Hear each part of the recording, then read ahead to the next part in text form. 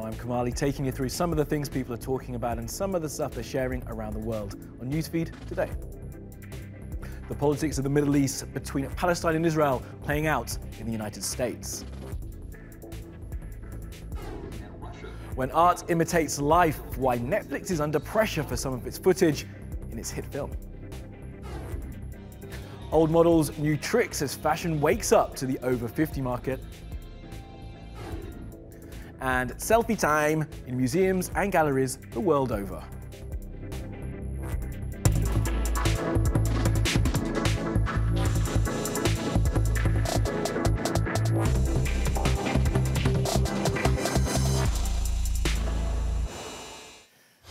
Top of the newsfeed, Islamophobia in America. One of two Muslim congresswomen in the US, Rashida Tlaib, has been attacked online. A small city commissioner from Florida has caused a big argument that's gone all the way to DC. Her now deleted Facebook post sparked a back and forth that exposes ignorance, Islamophobia and anti-Semitism in American political debate. Here's Akansha.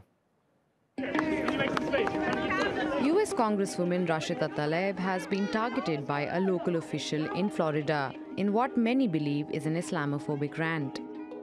Proudly signed, a Hamas-loving anti-Semite has no place in government. She is a danger and would not put it past her to become a martyr and blow up Capitol Hill. The post by Annabelle Lima Taub was attached to a petition seeking to remove Tlaib from office. Tlaib is a Palestinian American and one of the first two Muslim women elected to Congress in November. The petition was started by a group called We the People after this video of Tlaib went viral after she was sworn in. Because we're going to go in there, we're going to impeach the Days later, Annabelle Lima Taub posted again, saying she was offended by Rashida's hateful rhetoric and pro-BDS and other radical dangerous views, accusing her of calling for the obliteration of Israel, and demanded an apology from her for apparently relabeling Israel as Palestine on a map hanging in her congressional office. In response, Tlaib tweeted, "This sort of hateful anti-Muslim rhetoric doesn't happen in a vacuum. This president embraced it and Republicans have happily gone along with it." Annabelle Lima Taub has refused to apologize, but did appear to soften her stance in a post on Wednesday. My position on Congresswoman Rashida Tlaib has nothing to do with the religion of Islam. Islam itself is a peaceful religion.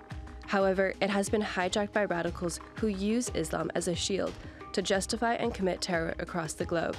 The petition seeking Rashida Tlaib's removal has received more than 100,000 signatures, a threshold that is sufficient to trigger a response from the White House.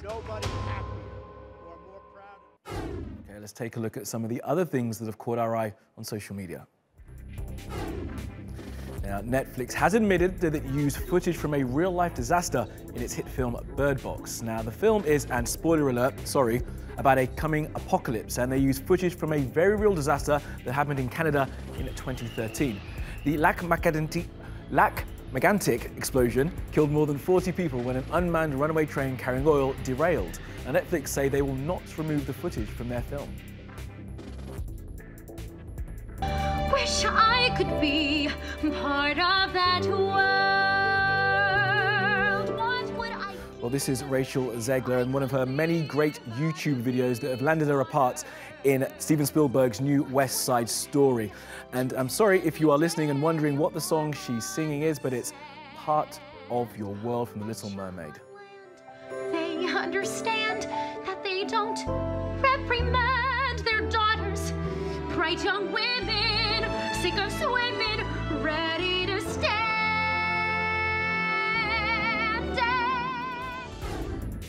And savor that morning cup of Joe. The majority of the world's coffee species are under threat of going extinct. So says a new report. Now, the most popular strain, Coffee Arabica, is classified as endangered.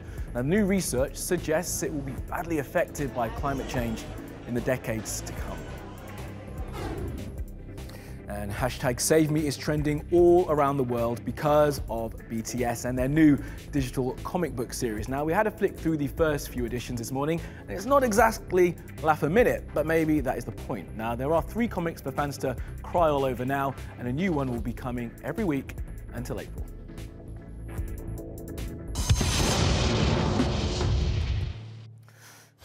Well, fashion models are now not just young and skinny. We've seen the growth of models of more realistic body shapes, and due to the power of what's called silver spenders, models are now coming from an older generation too. Like all good fashion models, Ma Yinghong knows how to pose. But at 56 years old, she's not like her fellow catwalkers. Just don't tell her that. I don't consider myself as being a different age to them. I think we're the same. Ma made her modelling debut just 2 years ago, but she's already been on the catwalk for Dolce & Gabbana, and her style is rubbing off on her friends. We usually go shopping, have meals or afternoon tea together. She works in industry as a model now, and we are all very happy. We have learned a lot from her. The way she dresses herself has inspired us a lot. I have always had requirements when it comes to beauty. I'm not the same as other aunties who casually go out dressed in old people's clothes. I wouldn't allow myself to dress as a grandmother or auntie. In the fashion industry, youth, beauty and marketability usually go together. But Ma is one of a growing number of older models in China, as local and international brands increasingly target the country's so-called silver spenders. By 2050, 1 in 3 people in China will be over the age of 60, and rising incomes and living standards means big brands are forecasting an explosion in consumption by China's senior citizens. People at our age are all retired and stay at home, right? I think it is boring because if you retire and do nothing every day, it means that you need to think about how to spend so much spare time. Are you going to spend your days thinking about cleaning and cooking every day? I think I would be bored. But China's approach isn't unique. Older models are increasingly gaining visibility in the world of fashion. Canadian-born model May Musk is 70 years old. She's worked for several international brands, appeared on the cover of Elle and Vogue, and in 2017 became CoverGirl's oldest brand ambassador. Where there's smoke, there's fire. Senior Style Bible has tens of thousands of daily readers, and its owner, Dori Jacobson, has become a recognisable face in the American fashion scene. Every day someone stops me on the street and asks me where I got the clothes that I'm wearing, or complimenting me on my haircut or whatever it happens to be, makeup. And Advanced Style started as a simple blog, but it's now so popular it's been turned into 4 books and a movie. Anybody who's in Advanced Style has the same feeling I have. As we get older, we get better.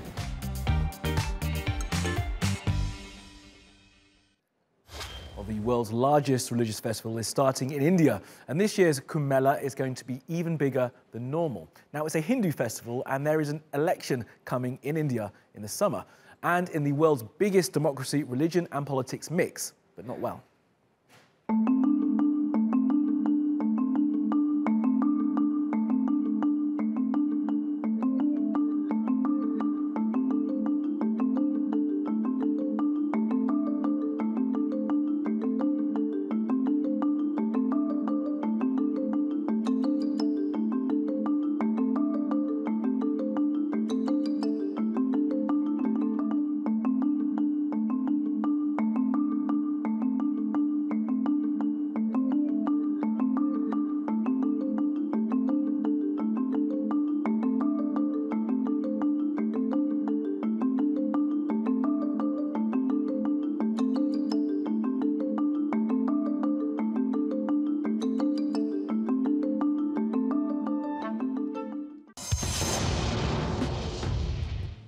Okay, let's take a spin around the world now for some other stories you need to know this Thursday.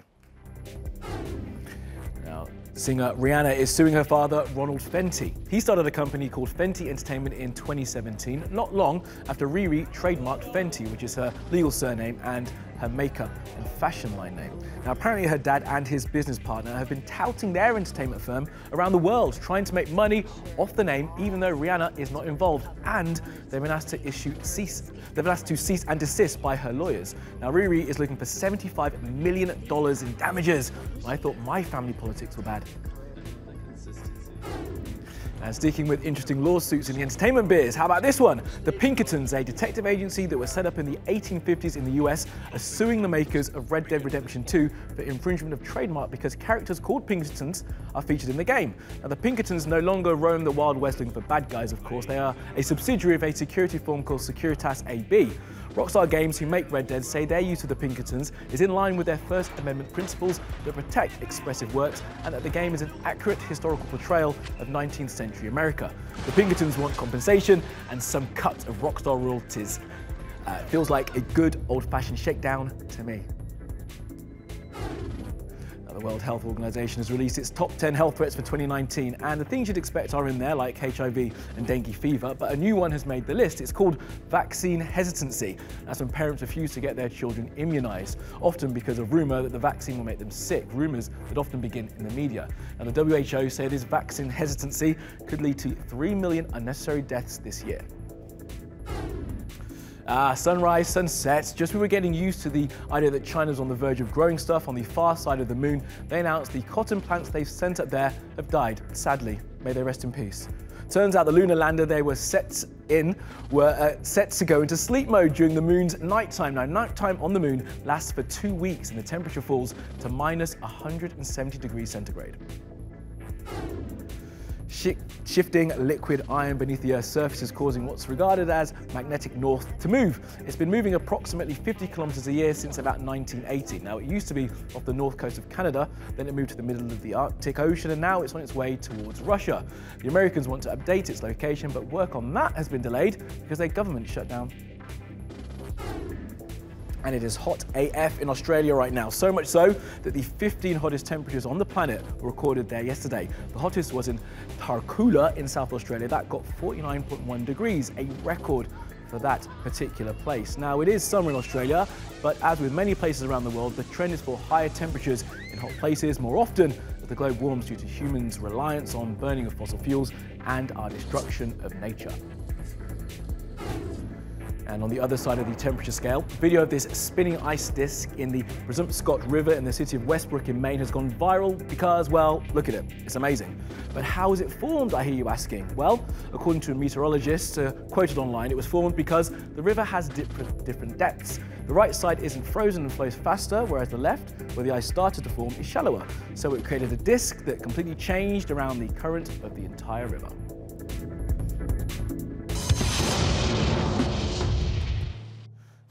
Now, there was once a time when you weren't allowed to take pictures in a museum or art gallery. They used to say the flash damaged the work or something. Well, now that's all changed, as you will have noticed the last time you visited an exhibition.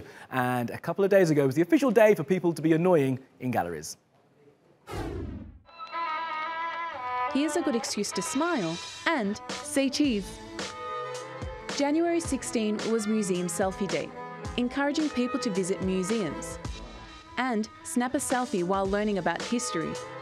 Some were happy, others were sad. Even the Hagia Sophia's resident cat here in Istanbul got involved. Museum Selfie Day was created in 2015 by Ma Mixon, an American museum enthusiast. But this power couple could also be the reason. The Louvre in Paris saw a 25% increase in visitors last year. Some people might think selfies have no place in museums.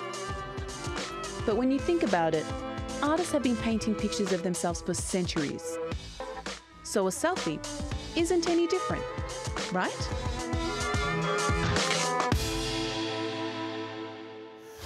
And last up for today, we have an animals doing stuff for you, and it is a big one.